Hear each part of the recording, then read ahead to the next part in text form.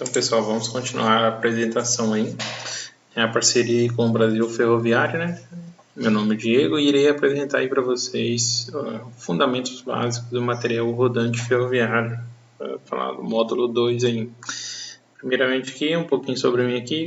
Sou graduado em Engenharia Mecânica pela instituição Centro Universitário UNA. Possuo MBA em Engenharia Ferroviária pela instituição IPOG. Experiência de 10 anos aí na área técnica de manutenção de material rodante na empresa MRS Logística. Aqui estão os meus contatos, tanto de e-mail como o número do WhatsApp. Qualquer dúvida, vocês podem entrar em contato comigo e estarei respondendo todos, assim que possível. A unidade 2, Introdução ao material rodante ferroviário. Aqui iremos falar sobre identificações de vagões e subsistemas de vagões. Identificação de vagões. Os vagões são classificados por 3 letras e 7 números.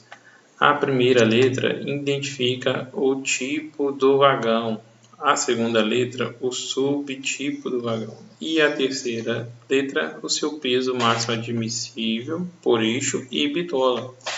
E os algarismos, 7 números, né, são referentes ao proprietário e seguem uma sequência numérica.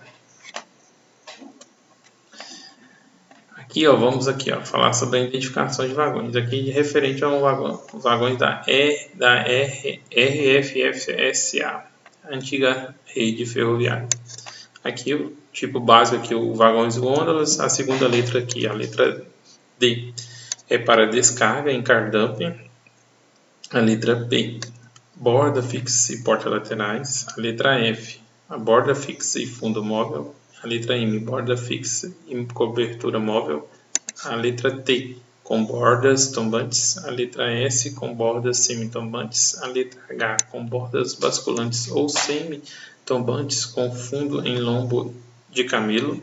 A letra C, com bordas basculantes ou semitombantes com fundo em lombo de camelo e cobertura móvel. A letra B, basculantes. A letra N, não remunerado. E a letra Q, outros tipos. Aqui agora exemplos dos vagões Hopper.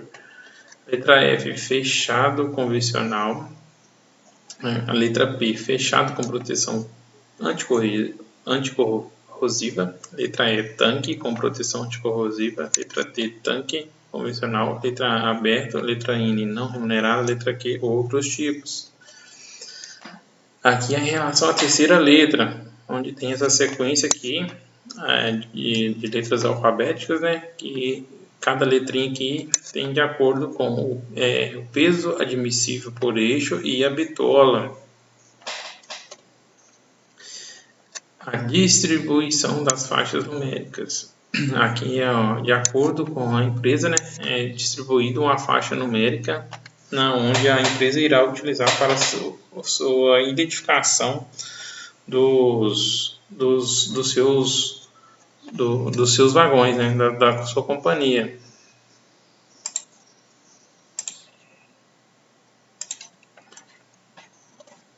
E aqui, um exemplo aqui, né, de onde vocês podem estar verificando aí, quando vocês verem um vagão, vocês vão estar verificando essas letras, as 3 letras e os 7 números. E através dessas letras vocês identificarão o tipo, o subtipo e o peso admissível por eixo e a bitola do vagão. Então, a letra H aqui, por exemplo, desse vagão Hopper. Letra H significa Hopper. Se vocês voltarem na tabelinha, Hopper. E a segunda letra lá é a letra... Desculpa, passou. A letra F, fechado convencional. Letra F, fechado convencional. E a letra R é o peso admissível por bitola, onde eu procuro aqui, 80 toneladas admissível por eixo e a bitola de 1,60 m. Agora aqui, iremos falar sobre os subsistemas de vagões. O vagão completo é definido como um sistema que é dividido em 4 subsistemas: estrutura, choque e tração, truque e freios. Subsistema de vagões. O vagão é um sistema, ele é dividido em subsistema, onde a parte da estrutura, iremos falar dos itens infraestrutura e superestrutura. O subsistema choque e tração, iremos falar dos itens de engate, conjunto de choque, acessórios de choque e tração. No subsistema truque, iremos falar de aranha, rodeiro, prato de peão. No subsistema freio, iremos falar de conjunto pneumático, acessório de conjunto pneumático e conjunto mecânico. Subsistema de estrutura. A superestrutura é a própria caixa ou plataforma e é responsável pelo adicionamento da carga a ser transportada. A infraestrutura é a estrutura sobre qual se assenta a caixa do vagão e é responsável por transmitir os pesos das cargas dos truques e as forças de um veículo ao outro através do seu subsistema choque e tração. Então, como o próprio texto já nos diz, né, a superestrutura é onde é adicionada a carga a ser transportada e a infraestrutura é onde é a parte que ela recebe o peso das cargas e transmite esse esforço, né, para os truques e para a parte dos truques e de um veículo também para o outro, através daí da parte da infraestrutura. E aqui, como vocês podem ver, nos vagões tem identificada a lateral direita, a lateral esquerda, a cabeceira B e a cabeceira A. Subsistema de choque e tração. É um conjunto de itens e componentes instalados na cabeceira dos vagões, com a finalidade de realizar o acoplamento entre vagões e locomotivas e transmitir de um veículo ao outro as forças de tração e compressão decorrente dos movimentos a serem realizados. Então aqui podemos ver que o subsistema choque e tração ele possui quadro de espelho, aparelho de choque, pino de mandíbula, pino da mandíbula, haste de ligação, suporte do acionador, acionador de engate, braçadeira, rotor, levantador da castanha, mandíbula, corpo do engate, adicionador da mandíbula, castanha, quadro de espelho, na qual iremos falar de cada um aqui um pouquinho à frente aqui. Subsistema de choque e tração, quadro de espelho. É fixado nas vigas das cabeceiras do vagão e tem a função de evitar o esmagamento da viga do vagão se por acaso o engate receber um choque muito forte. Então está destacado em vermelhinho aqui, como o próprio texto diz, né? Ele é fixado na cabeceira dos vagões e evita o esmagamento da viga do vagão, caso venha a acontecer na hora do engate um impacto muito forte. Subsistema choque e tração corpo de engate. É a principal peça do conjunto de engate. Ele recebe as demais peças que irão possibilitar o acoplamento. Então, aí, o corpo de engate aí, ó, ele recebe as outras partes, né, do conjunto, né, do choque e tração para realizar o acoplamento. Iremos falar aqui quais as peças que compõem esse corpo de engate aí que realiza o acoplamento dos vagões e locomotivas aí. Subsistema de choque e tração, mandíbula. É fixada ao corpo de engate por um pino, através da mandíbula que ocorre o atravamento do engate, permitindo o acoplamento de um veículo ao outro. Então aí já começa a juntar as peças aí que vão ao corpo do engate. A mandíbula faz parte desse conjunto aí do corpo de engate. A mandíbula é ela que vai fixa, né, no corpo do engate lá, quando realiza o acoplamento de um vagão ao outro, no qual elas se encaixam e ficam ali, ó, que é para realizar o acoplamento. Subsistema de choque e tração, pino. É uma peça destinada a fixar a mandíbula no corpo do engate. Então, é esse pino aqui que fixa a mandíbula no corpo do engate. Subsistema de choque e tração. É o dispositivo que trava a mandíbula no impacto do acoplamento para garantir a tração da composição. Então a castanha aí também faz parte aí do corpo do engate aí, no qual, quando ocorre o acoplamento, quando um vagão vai realizar o acoplamento, vai se aproximando ao outro, o engate sofre aquele impacto, né, para poder realizar o acoplamento, e as mandíbulas se encaixam uma à outra. E para que elas não se soltem, o que? A castanha realiza esse travamento. Subsistema de choque e tração levantador da castanha. É o dispositivo encaixado permanentemente na castanha. É fixado no rotor por um pino, com a finalidade de, quando acionado o rotor, ele levanta a castanha, destravando a mandíbula e permitindo o desengate do veículo. Então, quando precisa-se, né, realizar o desengate do vagão ou locomotiva, o levantador da castanha, quando você aciona aí o rotor, ele levanta a castanha, possibilitando o destravamento da mandíbula. E assim você consegue permitir o desengate dos veículos. Subsistema de choque e tração acionador da mandíbula. É um dispositivo encaixado também no corpo de engate, com a finalidade de acionar a mandíbula no sentido de abrir quando a castanha é levantada.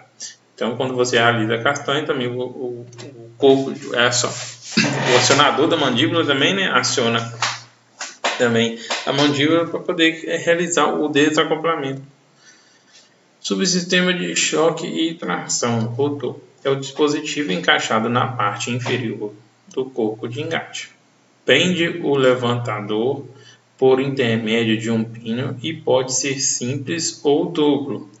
Faz a ligação entre o acionador do engate e levantador da castanha. Subsistema de choque e tração acionador do engate. Conhecido como a alavanca de desengate, uma de suas extremidades fica no rotor, movimentando para realizar o desengate. Então, o acionador do engate aí é aquele que auxilia aí na parte que fica encaixada no rotor, né, movimentando aí para poder realizar o desengate. Subsistema de choque e tração suporte do acionador. É fixado na cabeceira do veículo e tem a finalidade de sustentar o acionador do engate. Então, o suporte aí, ó, ele que sustenta aí o acionador do engate aí. Subsistema de choque e tração. Haste de ligação. Dispositivo utilizado para unir dois vagões. No caso de descarga em virador, possui um lado fixo e o outro rotativo. Então aí a haste de ligação aí é a haste onde é que liga, né? Faz a união de unir os dois vagões. E no caso de vagões, né, rotativos aí eu falo, é na parte de card-up, né, virador de vagões. Uma parte é fixa e o outro rotativo, para que permita, né, que o vagão realize no card-dumping essa rotação para o despejo dos minérios. Subsistema de choque e tração, o aparelho de choque, dispositivo complexo destinado a absorver a energia dos impactos transmitidos dos vagões através dos engates. Então é esse camarada aí, ó, que absorve toda a energia aí, ó, responsável aí quando realiza os choques, né, o acoplamento, né, quando esse impacto, né, no choque aí na parte dos engates. Subsistema de choque e tração braçadeira, dispositivo que faz a conexão entre o aparelho de choque e o engate. Possui uma bolsa para o aparelho de choque e a ponta adequada a receber a cauda do engate ou a haste de ligação. Pode ser fixa ou rotativa. Então a haste aí, ela que recebe o aparelho de choque aí, ó, e ela também pode também a cauda do engate, né, ou a haste de ligação, e ela pode ser fixa ou rotativa. Agora iremos falar aqui do subsistema freio. O subsistema freio de vagões locomotivos apresenta um grande e elevado grau de complexidade e seu funcionamento influenciará diretamente na qualidade da circulação de uma composição de um trem e garantirá sua maior segurança operacional. como já vimos lá. Aqui o sistema de freio ele é dividido na parte dos freios pneumáticos e a parte de freios mecânicos, onde iremos falar mais profundo aqui de cada um.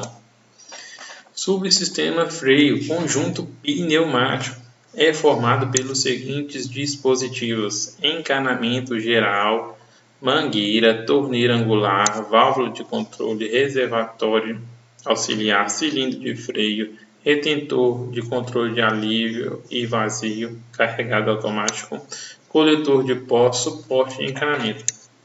Então aqui a figura que vocês podem estar verificando aí cada elemento desse, né? No qual iremos falar um pouquinho sobre cada um desses aí. Subsistema freio mangueiras, componente que possui a função em garantir a continuidade do encanamento geral ao longo de todo o trem. Então, como vocês podem estar vendo aí, mangueiras aí, então, que ela realiza aí, né, com a continuidade aí do encanamento aí do ar de longo de todo o trem, né? Então, aí na parte dos engates, né, é ela que faz essa continuação aí do encanamento geral, onde possa circular o ar aí em todo o trem. Sistema freio torneira, componente de acionamento manual destinado a dar passagem ou reter o ar de um circuito. Então, quando você que deseja, no caso, isolar um vagão, por exemplo, por algum problema, por exemplo, no freio, no freio no mecânico, por exemplo, você pode estar isolando esse vagão e ele não vai estar sendo acionado o freio nele. Ou também quando você vai realizar o desacoplamento, né, de um vagão, por exemplo, vai retirar e deixar em uma outra via parado ali para poder fazer uma manobra, você também pode estar ali acionando essa torneira, fechando ou abrindo para reter o ar ali do sistema ali. Subsistema freio encanamento geral, componente que percorre todo o trem com uma tubulação de diâmetro 1 polegada e 1/4, através da qual são executadas as 3 funções básicas no sistema do freio: carregamento, aplicação e alívio. Então aí o encanamento geral que percorre todo e também o sistema aí do vagão aí. Subsistema freio coletor de pó, componente que protege a válvula contra a entrada de pó e é responsável pelo isolamento do encanamento geral com a válvula. Então esse componente aí, vamos dizer assim, ele que filtra, né, e controla aí, evitando a entrada de pó no encanamento geral para não prejudicar, né, e contaminar o ar aí do sistema. Subsistema freio, suporte do encanamento, componente que suporta as partes da válvula além da canalização e possibilita a remoção das partes da válvula sem ser necessário soltar qualquer dos tubos. Então aí, como o nome diz, né, o suporte, ele já faz a parte de suporte aí das partes das válvulas e também da canalização. E possibilita aí, quando precisar realizar a troca de alguma válvula, não retirar qualquer que seja dos tubos, né, do encanamento do vagão. Subsistema freio, válvula de serviço, componente responsável por todos os comandos do sistema de freio de vagões: carregamento, aplicação, recobrimento e alívio. Então esses aqui são alguns exemplos de válvulas aí do sistema utilizado aí, sistema pneumático. AB, ABD, ABDX, algumas válvulas aí encontradas aí no mercado. Subsistema de freio, válvula de emergência, componente que controla a aplicação de freio e faz a aplicação de emergência. Então essas válvulas aí também, a parte de emergência, quando são utilizadas aí quando o maquinista aciona, precisa acionar o freio de emergência, né? Subsistema freio reservatório auxiliar e reservatório de emergência, componente responsável pelo armazenamento de ar para aplicação de serviço e emergência. Então, como vocês podem ver aqui, é um cilindro onde ele possui duas câmeras. Um é reservado para o ar de emergência, para aplicação de emergência, e o outro é o auxiliar. Subsistema freio, cilindro de freio, componente que transforma a força pneumática, a pressão do ar, em esforço mecânico. Então, a foto aí do cilindro, né? Ali vai transformar toda a força pneumática em esforço mecânico. Subsistema freio, retentores de alívio, componente responsável por monitorar o tempo de alívio do freio de vagões. Subsistema freio, dispositivo vazio carregado, componente que se trata de uma válvula que, de acordo com a sua posição, coloca o equipamento para operar os freios atendendo a condições do vagão vazio ou carregado em relação à sua frenagem. Subsistema freio, agora vamos falar aqui da parte mecânica, freio mecânico. O conjunto mecânico do sistema de freio, também chamado de timoneria de freio, é composto pelos seguintes componentes: timoneria de freio, ajustador de folga automático, sapata de freio, contra-sapata, barra de compressão, alavanca de viva, triângulo de freio e freio manual. Então aqui iremos falar aqui um pouquinho de cada um aqui também. Subsistema freio, timoneria.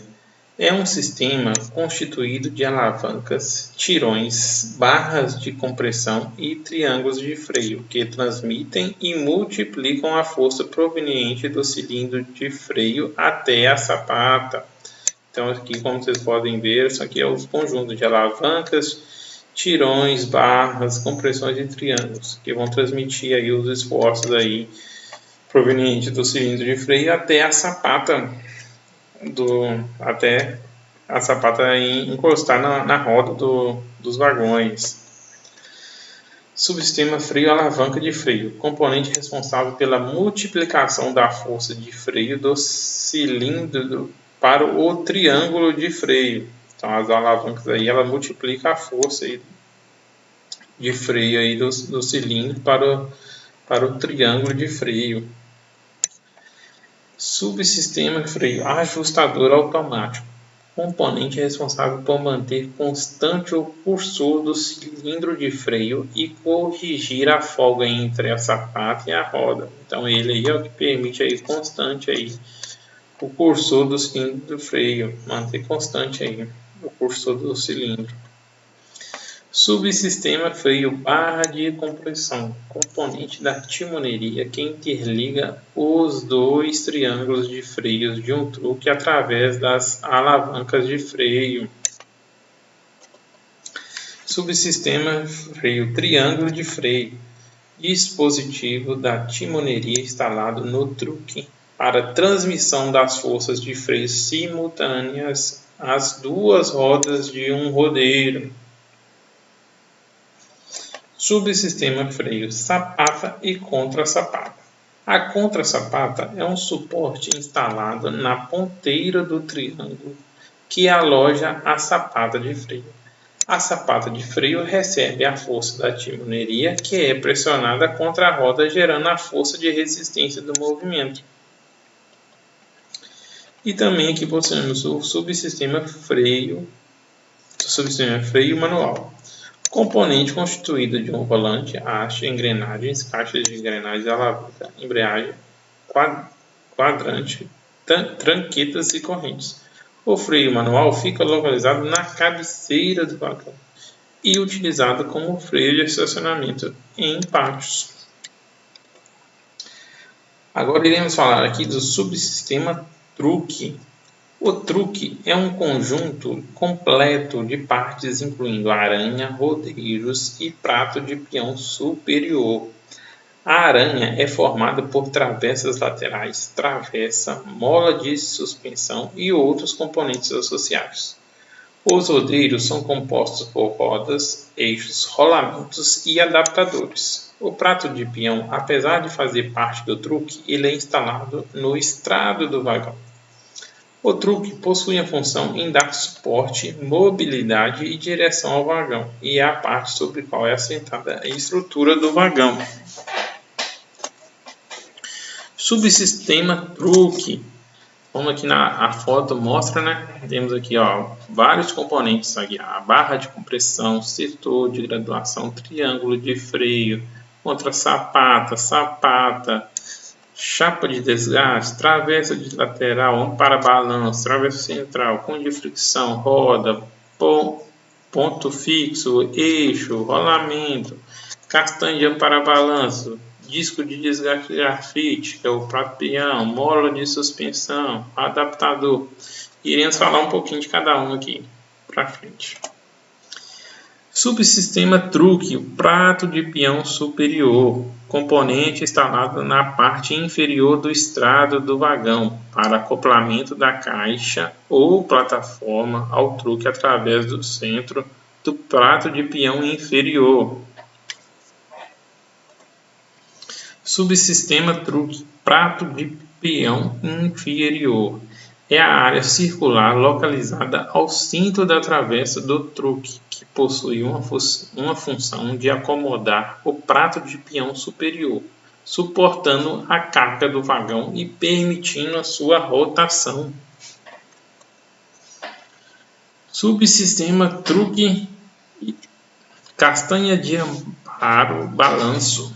Dispositivo localizado na travessa central do truque, com a função de manter o equilíbrio das estruturas dos vagões através das absorções das cargas verticais que surgem do balanço lateral do vagão.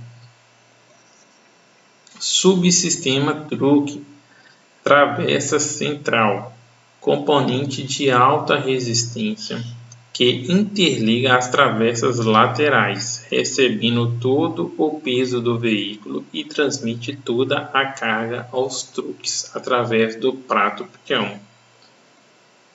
Subsistema truque, travessa lateral, componente de grande resistência destinado a transmitir as cargas recebidas da travessa central para os rodeiros através dos mancais e acomodam as molas da suspensão.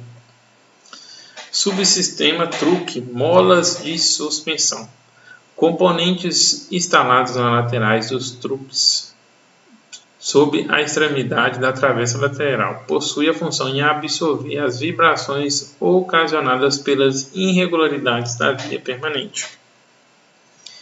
Subsistema truque, cunhas de fricção.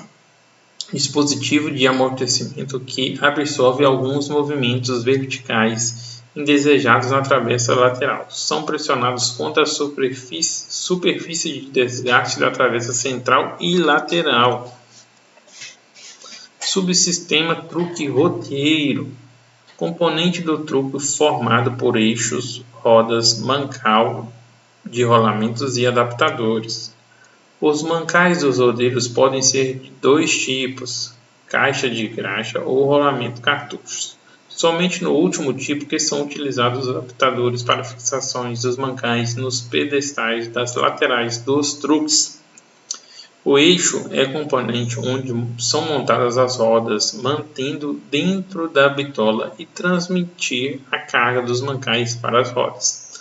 A roda é o componente que proporciona o rolamento sem arrastamento, distribui o peso dos vagões sobre os trilhos, direciona o vagão durante o movimento e permite a frenagem dos trens.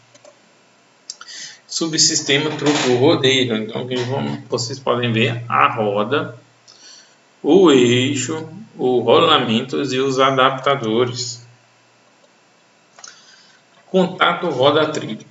Desde o início do século passado, estudos do contato roda-trilho vêm evoluindo à medida que as ferrovias buscam sempre aumentar sua eficiência no transporte de carga e de passageiros.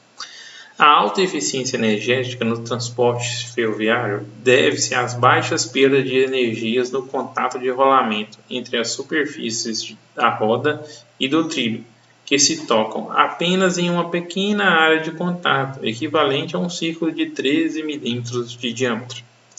Nessa pequena área, elevadas tensões são observadas, as quais, associadas a fatores tribológicos e metalúrgicos, promovem diferentes mecanismos de degradação. O material rodante só se desloca sobre o trilho através da simples aderência entre as rodas dos veículos e os trilhos. Contato roda-trilho. Na área de contato, a elipse, como a pressão é absurdamente alta em relação à sua dimensão, também ocorre o escorregamento entre as partes. O desbalanceamento do equilíbrio do estado triaxial de forças causa um efeito de escorregamento do rodeiro, o qual pode ser longitudinal ou transversal na via.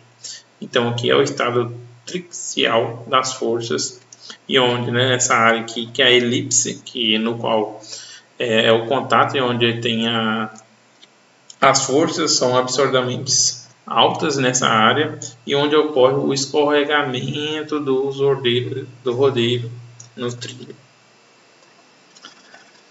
Aqui tem um videozinho onde faz uma apresentação aqui das forças que são realizadas quando a roda desliza sobre o trilho.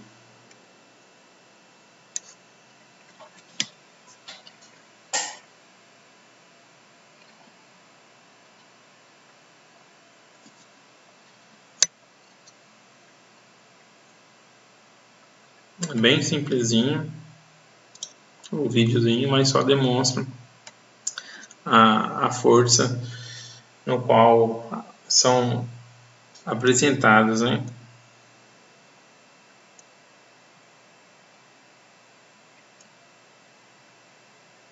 O rodeiro a roda vai girando, né, sobre o trilho, e as forças e as tensões ocorrendo na maior parte aí nessa área da elipse aí.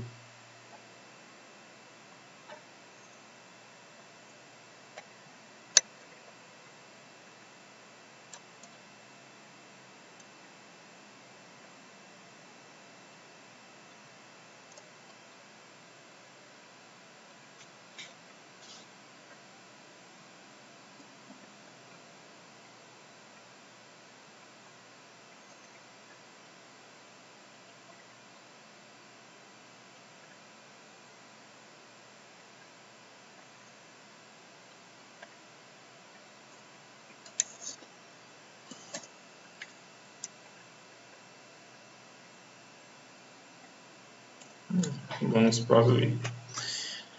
Contato roda-trilho. Em geral, as rodas ferroviárias tradicionais são de ligas de ferro-carbono de médio e alto teor, próximos ao ponto eutectóide.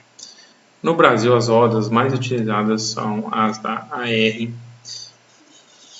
M107/M208 classe C, devido à aplicação em transporte de minério que exige altas cargas e baixa velocidade. Porém, nos últimos anos ocorre uma tendência de mudança para a classe D de aço microligado, que tem mostrado uma melhor performance que a classe C. A classificação das rodas ferroviárias utilizadas no Brasil segue as normas americanas, a AR. Aqui, como vocês podem ver, aqui a porcentagem em relação aos tipos de componentes, né, que realizam que são constituintes das rodas ferroviárias aqui no Brasil, de acordo com a norma americana. Os processos de fabricação no Brasil seguem as normas da AR para as rodas fundidas e forjadas. Estes processos devem seguir rígidos controles de fabricação para que não ocorram defeitos internos, trincas ou tensões prejudiciais. A recomendação da norma AR é de que as rodas ferroviárias devem ser tratadas levando a temperatura de austenitização e passar por um resfriamento diferenciado na superfície de rolamento, seguindo de um revenido. Esta têmpera superficial gera tensões residuais compressivas que inibem a propagação de trincas de fadiga na direção radial. Aqui é o processo de fundição que ocorre de algumas rodas ferroviárias, que são os processos de fundição, aonde tem um molde onde é injetado aí o ácido líquido nesse molde, onde ocorre a parte da fundição. Aqui é o processo de forjamento. Aqui em relação a prensas, o material, o aço, né, ele é forjado, moldado aí nas prensas e onde dá um formato das rodas ferroviárias. E após esse forjamento e também a parte de fundição, as rodas elas precisam realizar um tratamento térmico, como já foi dito no texto anteriormente. Aqui tem um videozinho aqui onde se faz em referente ao processo de forjamento.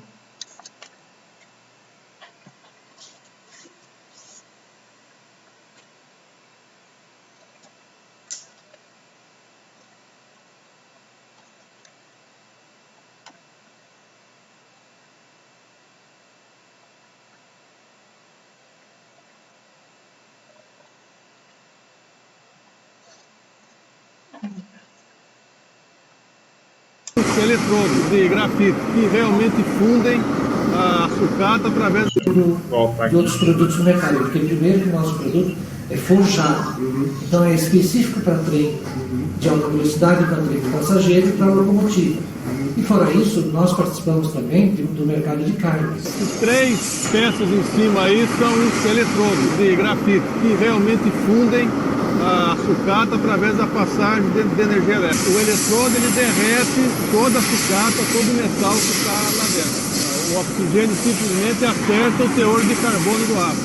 Por que motivo vocês, a Allianz Marine, decidiram comprar a MWL? O grupo já tem conhecimento do mercado e é o mesmo produto, e além disso a MWL tem uma vantagem que tem uma própria aciaria aqui, então é um ciclo fechado, e a divisão de mercado é muito bom, porque a MWL está forte aqui no Brasil, na América Latina e até na América do Norte, enquanto o grupo, as empresas do grupo estão fortes na Europa e na Ásia. Os lingotes já estão prontos, estão esfriando nessa fossa térmica, né? Eles ficam aí por volta de 11 horas para depois irem para a forjaria, onde serão cortados e transformados em rodas. Aqui nós recebemos os lingotes da aciaria e eles são cortados em blocos, através de oxicorte. Cada bloco desse vai ser uma roda. Esses blocos, depois de cortados, são colocados no forno para aquecimento. Há 2 anos atrás, a MWL instalou dentro da aciaria um processo que chama-se aço desgasificado, com o objetivo de atender ao mercado mundial de trens de alta velocidade. Então, esse investimento permite que nós participamos do investimento para 2014, 2016. Aí está saindo o bloco já quente, a mais ou menos 1000 graus de temperatura, e passa primeiro o jato de água com alta pressão que vai tirar a casca que formou nele dentro do forno. Essa prensa é uma prensa hidráulica, capacidade de 6.000 toneladas, que vai forjar a roda em 2 etapas. Agora, nesse momento, vai ocorrer a primeira etapa do forjamento.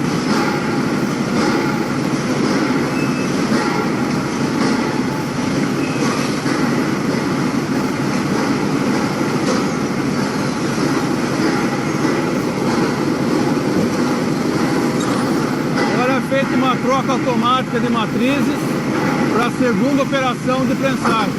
Após essa operação, a gente já tem praticamente um esboço da roda final forjada.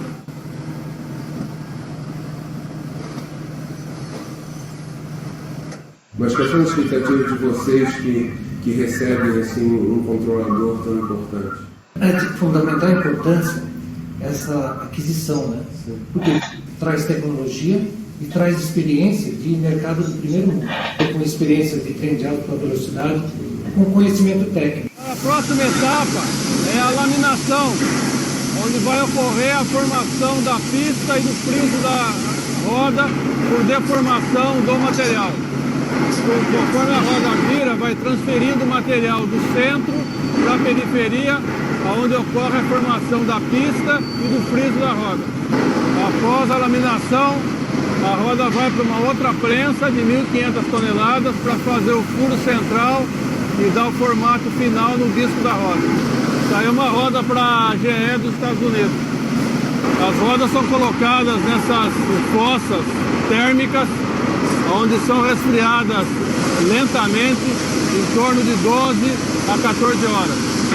Aí a roda saindo do forno de têmpera a 850 graus, para ir para a máquina de têmpera, onde vai receber um jato de água na pista de rolamento, com o objetivo de aumentar a dureza nessa região. Existem um monte de projetos ferroviários e aqui, em princípio, o grupo quer participar e fortalecer a MWL do ponto de vista tecnologicamente para participar nesse crescimento do mercado aqui no Brasil, mas também na América Latina.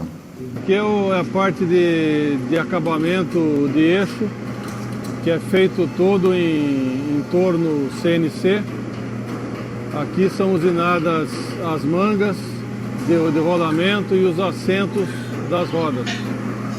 Essa aqui é a máquina de ensaio por ultrassom, onde são checados se a roda tem defeito interno. Essa máquina é uma máquina totalmente automática e esse ensaio de ultrassom é feito em todas as rodas, em 100%. Essa máquina detecta trincas superficiais. O ultrassom é defeito interno e esse é defeito superficial. Verniz e óleo anticorrosivo para proteção contra caso de exportação. Essas rodas especificamente estão indo para a Inglaterra. Aqui é o galpão de rodas aguardando embarque. Aqui temos rodas para o mercado externo, Inglaterra, Estados Unidos.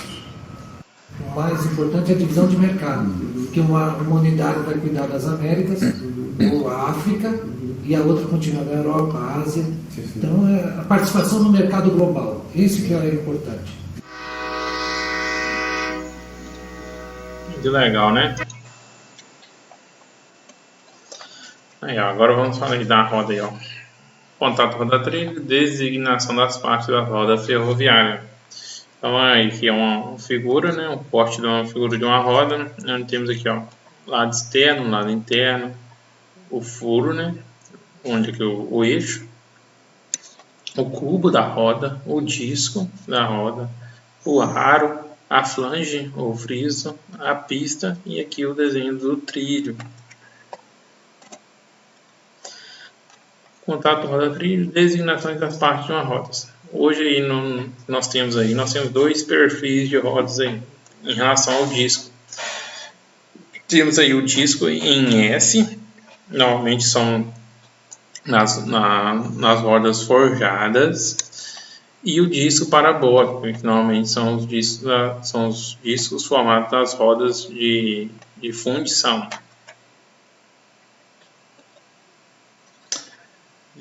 Contato roda-trilho, designação das partes de uma roda ferroviária. Friso, normalmente é 2,93 cm, a altura, FH 2,54 cm. A roda é cônica e possui um ângulo de 1,20, 1 para 20. Uma folga B de 1 cm a 2 cm. O diâmetro da roda RD varia de 84 cm a 96,5 cm. E a espessura da roda 14 cm. A folga B provoca o balanço dos trens quando o mesmo está em viagem, sendo esse balanço gerado pelos movimentos de subida e descida das rodas sobre os trilhos. Então aqui, como vocês podem ver, o contato roda-trilho, né? Aqui uma foto onde aqui em relação à inclinação do ângulo, em relação às cônicas, as rodas por serem cônicas, aqui uma inclinação de 1/20, e a faixa de circulação aqui teórica aqui. E isso aqui é a parte do ponto de elipse, onde é que ocorre, quando você vê, podem ver a marca aqui, ó, pelo trilho, onde está mais marcado aqui, ó, a mudança de cor, onde é que o passeio da roda. Então esse aqui, ó, esse ponto de elipse aqui é onde temos a tendência de maior pressão, maior força exercida na roda e entre o trilho. Toda a origem dos movimentos ferroviários devem ser analisados para uma tal compreensão da inscrição de um veículo, que está relacionado ao contato das rodas com os trilhos. Neste contato, em função das inclinações da pista de rolamento das rodas e das inclinações dos trilhos, a inscrição pode ocorrer de forma equilibrada ou desbalanceada. Então aqui, ó, temos aqui, ó, ponto de desgaste de roda e trilho. Aqui, ó, vamos ver o friso da roda, ele está tocando no boleto do trilho e havendo a força aqui de deslocamento. Então está tendo uma força no flange. E o ideal é que o rolamento ocorra na pista de rolamento. E o flange, se ocorrendo essa força no flange, vai ocorrer um desgaste prematuro dessa roda. E aqui também, aqui é um deslocamento aqui ocorrendo aqui na borda da roda. Então, é um alto estresse ocorrendo aqui, escamamento de rodas. Contato roda-trilho. Os rodeiros ferroviários são ligados rigidamente a duas rodas. Por esse motivo, as rodas possuem um perfil cônico, pois em uma curva essa conicidade compensa a diferença entre as trajetórias percorridas. Temos um videozinho aqui, ó, legal, desculpa, que retrata esse fato aí, porque as rodas são cônicas.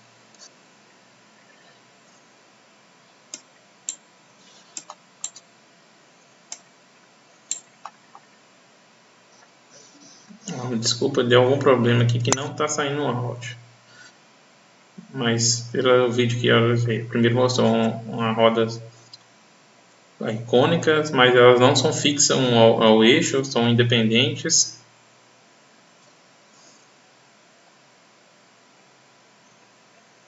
Elas nem param no trilho, como vocês podem notar. Deixa eu só voltar aqui a primeira aqui, porque como deu um probleminha no áudio, primeiro totalmente cilíndricas, como vocês podem ver, sem nenhum tipo de conicidade nas rodas. Aí o que acontece? Ela sai fora. Então, mostrando. Agora eu estou mostrando cônica, mas independentes. Elas não são ligadas fixas ao mesmo eixo.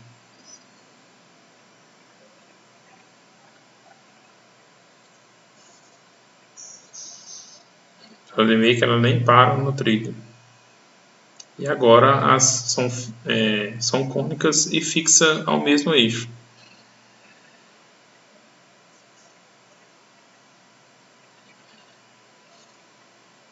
Como é que elas percorrem o trilho. Por isso que mostram, exemplificando, né, por a conicidade que tem nas rodas. Cada ferrovia possui características específicas próprias do seu traçado de linha férrea e operações sendo realizadas, no qual devem ser analisados e estudados para se alcançar um contato de roda-trilho. Algumas características básicas que podem ser estudadas são se a ferrovia possui predominâncias em curvas, velocidade operacional da via, predominância em trechos de declives, onde existe significativa carga térmica nas rodas, oriundas das frenagens e predominâncias de Schelling nas rodas e trilhos. O contato roda-trilho. Algumas soluções que podem contribuir para uma boa eficiência do contato roda-trilho são quando os truques e rodas possuem maior capacidade de inscrição e alinhamento em reta. Essas ações beneficiam a inscrição dos rodeios e truque, evitando o efeito ARP, distorção do truque, como vocês vimos lá, né? Aqui a travessa central, através das laterais. E onde vocês podem ver aqui pelo desenho, havendo essa distorção aqui do truque, havendo que o rodeiro, a roda, ataque o trilho, fazendo com isso um desgaste prematuro, e fora realizando os desgastes aqui de outros componentes. Então, para que evitar isso, algumas ferramentas, alguns estudos foram realizados que teve resultado satisfatório. Foram, então, para evitar essa distorção aí do truque, a utilização de frame brace, ação de um intertravamento das laterais. Então, esse frame brace ele faz o intertravamento das laterais, evitando que ele distorça. Contato roda-trilho. O aumento do momento resistente no sistema de amortecimento, uso de cunhas especiais, maior pressão das cunhas. Então, essas cunhas foram de fricção, né? Elas foram aumentando aí esse amortecimento aí, evitando o desgaste também dos rodeiros e dos outros componentes. Contato roda-trilho, garantir a liberdade do rodeiro. Então, ambos aqui, ó, como vocês podem ver, o rodeiro ele tem um grau de liberdade onde gira em relação ao preso no truque. Então, aqui, ó, ambos os rodeiros apontando para o centro geométrico do raio de curva, e laterais e travessas ortogonais. Como vocês podem perceber aqui, ó, a travessa ela não distorceu, e essa liberdade que deu para o truque está se apontando aqui para o centro da curva, fazendo com que ele não ataque os trilhos, né, bruscamente, evitando os desgastes dos rodeiros e dos outros componentes.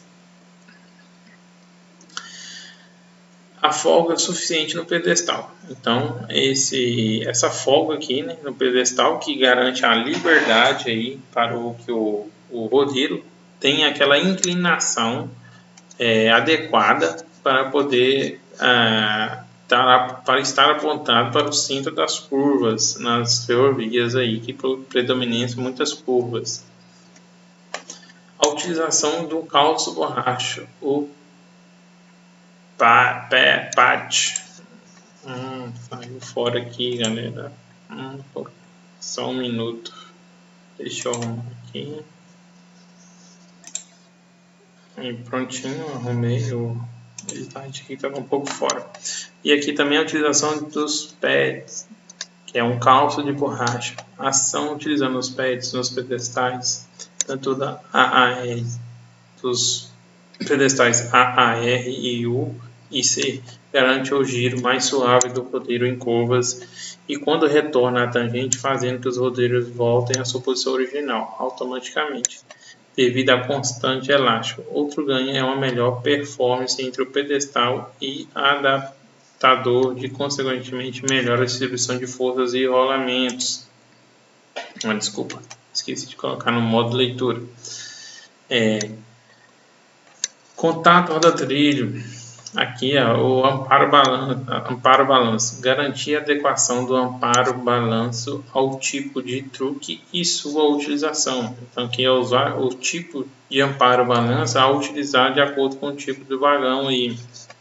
Então, temos aí, castanha com folga, contato constante com molas internas, contato constante com elastômetros, rolos com folgas. Então, de acordo com o truque, com o vagão aí e o truque, né, o seu utilizado, você vai determinar aí o melhor amparo balanço. Contato roda-trilho. Reduzir o momento resistente ao giro do prato e peão. como nós vimos aqui, tem a parte inferior e a superior. Aqui é onde que vem acoplado a caixa do vagão e o prato. Então, o que foram utilizados? Utilizamos materiais de desgaste especiais.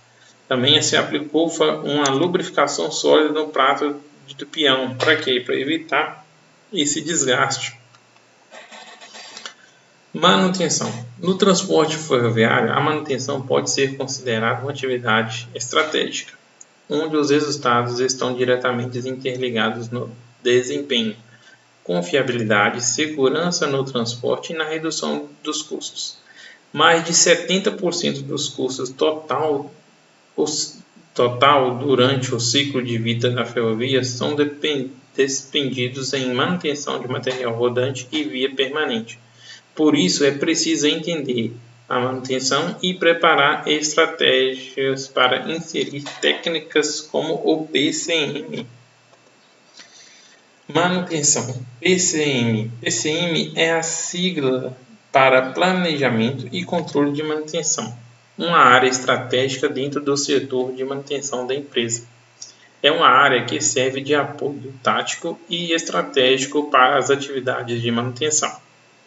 Planejamento e Controle de Manutenção, o PCM, nada mais é do que um conjunto de ações que visam preparar, programar, verificar resultados da execução das atividades de manutenção contra valores previamente estabelecidos, ou adotando medidas de correção de desvios para alcançar os objetivos.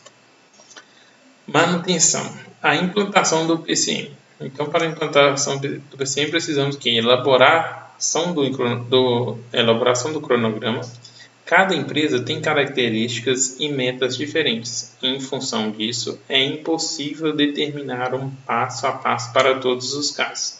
Entretanto, certas práticas podem ser utilizadas em várias situações. Programação da parada. As paradas, quando não programadas, afetam a produtividade, e a falta de planejamento é a sua principal causa. Por isso, é muito importante programá-las em sua rotina de trabalho. Instrução de serviço para as manutenções. Limpeza de máquinas, troca de peças, lubrificações e troca de óleos, rotinas de inspeções. Implantação do PCM. Planejamento dos recursos. As fases do PCM descritas anteriormente só acontecem quando existe mão de obra e recursos financeiros e materiais disponíveis. Portanto, é indispensável planejar e conhecer o que se tem à disposição. Instrumentação. Trata-se da coleta de dados contínua. Em outras palavras, o acompanhamento só é efetivo quando você analisa resultados e faz planejamentos preditivos e acumulativos, considerando as seguintes informações: tempo de trabalho. Então aqui temos um esboço aqui, da estratégia da manutenção. Manutenção corretiva, quebra e é consertado ou retrofitado. Manutenção preventiva, realiza tarefas. Manutenção preditiva, coleciona dados e verifica. Manutenção proativa, soluciona problemas. Manutenção. O que é manutenção corretiva? A manutenção que consiste em subir peças ou componentes que se desgastam ou falharam, o que levaram a máquina ou equipamento a uma parada por falha ou pane em um ou mais componentes. É um conjunto de serviços executados nos equipamentos com falha. Normalmente, os reparos são executados sem planejamentos e sem caráter emergencial. Os índices de acidentes também são altos, devido ao trabalho sob pressão de tempo e necessidade de colocar o equipamento disponível. O que é manutenção preventiva? Manutenção efetuada com a intenção de reduzir a probabilidade de falha de um equipamento, ou ainda a degradação de um serviço prestado. É uma intervenção prevista, preparada e programada antes da data provável do aparecimento de uma falha, ou seja, é um conjunto de serviços de inspeções sistemáticas, ajustes, conservação e eliminação de defeitos, visando evitar falhas. O que é manutenção preditiva? A manutenção preditiva é aquela que indica condições reais de funcionamento das máquinas com base em dados que informam o seu desgaste. Trata-se da manutenção que prediz o tempo de vida útil dos componentes das máquinas e equipamentos e as condições para que esse tipo de vida seja bem aproveitado. Reduz impactos dos procedimentos preventivos nos resultados da operação. Elimina desmontagens e remontagens para inspeção.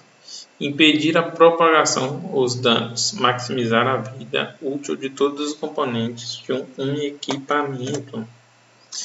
O que é manutenção proativa? A manutenção proativa é a utilização corretamente balanceada de técnicas de manutenção corretiva, preventiva e preditiva, conforme orientado pelos conceitos da manutenção centrada na confiabilidade. Tem trazido grandes reduções de custos na manutenção, porém os conceitos de manutenção proativa levarão os resultados ainda melhores. O que é manutenção centrada na confiabilidade? Para implementar uma programação de manutenção centrada na confiabilidade, é preciso começar a estruturar a manutenção como duas de rotina. Conhecer o tempo disponível para manutenção através do backlog, conhecendo as falhas dos equipamentos através da curva PF. O que é backlog? Backlog é um indicador de tempo usado na gestão de manutenção. Em meio a tantos outros indicadores, podemos classificar o backlog como indicador que mede o acúmulo de atividades pendentes de sinalização. É a soma da carga dos serviços planejados, programados, executados e pendentes. É a carteira de serviços oriundos das atividades de manutenções corretivas, preventivas, preditivas, inspeções, melhorias, lubrificações, instalações, etc. O backlog é um indicador que deve ser calculado mês a mês para que exista um acompanhamento das horas e das adequações que estão sendo feitas. Somente dessa forma será possível ver as diferenças. Na gestão de manutenção, o backlog é importante para determinar se os recursos necessários para a prestação de serviço é viável ou não. Então, aqui, para manutenção, para desenvolver uma gestão ativa e eficaz no backlog, são recomendadas algumas dicas. Reuniões periódicas. Então, galera, tem que reunir, fazer, botar os assuntos em dias, né, em relação aos equipamentos e traçar um melhor objetivo para ser executado essas manutenções. Estabeleça critérios de objetivos de classificação, custo ou a data, né, em relação aí ao tempo para não poder prejudicar muito a indústria, a parada, né, do equipamento e prejudicando assim a produção. Priorize as fases e níveis de detalhe e detalhes progressivos. Se é de alta complexidade a parada, média ou baixa, dê prioridades a essas, estabeleça. Revise seu backlog periodicamente. É o que a gente diz, né? Como já foi dito lá, né? Anteriormente, a backlog tem que fazer acompanhamento mensalmente, mas você tem que revisar periodicamente o seu backlog. O cálculo do backlog. O backlog é igual a o homem hora, o HHE, né, dividido por HHD. O HHE é igual a homem vezes hora estimado, ou seja, as horas que se julga ser necessário para executar o serviço necessário. E o HHD é o homem vezes hora disponível de mão de obra efetiva de cada membro da equipe para cada dia de trabalho. Manutenção. O que é a curva PF? A curva PF é um gráfico que conflita em um plano cartesiano simples a performance do equipamento sobre o seu tempo de funcionamento, com o objetivo principal de identificar o intervalo PF, que seria o tempo entre a falha potencial e a falha funcional. A manutenção centrada em confiabilidade visa manter os equipamentos disponíveis e confiáveis de acordo com suas características de projeto, por elevados períodos de tempo e através da otimização de recursos, fazer apenas o que tem de ser feito nos períodos corretos e na forma correta. Manutenção. O eixo horizontal da curva PF apresenta o tempo. O eixo horizontal da curva PF representa o tempo de serviço do equipamento. O eixo vertical Y apresenta o desempenho ou performance. A curva PF ou performance. A curva PF mostra que o desempenho ou condição de um recurso ou componente declina ao longo do tempo, levando à falha funcional, ou seja, a perda de função para a qual se destina. O objetivo da curva PF é determinar o intervalo PF, ou seja, o intervalo entre a falha potencial e a falha funcional. Então aqui temos o gráfico aqui entre o tempo e aqui onde o ponto onde a falha começa a ocorrer, não necessariamente relacionada com a idade. Ponto onde pode descobrir que ele está falhando, a falha potencial. Ponto onde ele falhou, a falha funcional. Tempo e condição. O que é falha potencial? A falha potencial é a forma que a falha se apresenta no equipamento. Podemos dizer que a falha potencial é a mesma coisa que o modo de falha. A falha funcional é o equipamento quebrou e ele não consegue desempenhar o seu trabalho dentro do processo, ou seja, é a incapacidade de um sistema para atender a um padrão de desempenho específico em um projeto. Isso aqui é em relação ao gráfico de performance do equipamento e o tempo de operação do equipamento. Manutenção, a importância da curva PF. Uma vez que se sabe o intervalo de tempo entre a falha potencial até a falha funcional, será planejado e executado o plano de manutenções para que possa aumentar ainda mais a vida útil desse equipamento analisável. Então temos aqui a resistência à falha e o tempo de operação, onde temos aqui o design, a compra, a instalação, a montagem, a falha potencial preditiva, custos e reparos preventivos e a falha catástrofe. Então, preditiva, tarefas direcionadas, teste de trações, análise de fluxos, análise de vibrações, teste de motor, imagem infravermelha, testes de estudos. A preventiva, tarefas direcionadas por tempo, percepção humana, som, audíveis, calor ao toque, cheiro. E a falha funcional é a falha catástrofe. Quebrou e tem que consertar. Manutenção. A curva PF é essencial para determinar os intervalos das ações preventivas e preditivas, ou mesmo corretivas, para que essas possam ser realizadas nos momentos exatos, o mais próximo possível da falha potencial e o mais distante possível da falha funcional. Se uma empresa conseguir descobrir o intervalo PF de seus ativos, ela já deu seu primeiro passo para trabalhar com ótimos índices de quebra zero. Então, galera, como aí no segmento aí, como dissemos, né, a parte anterior lá, 70% aí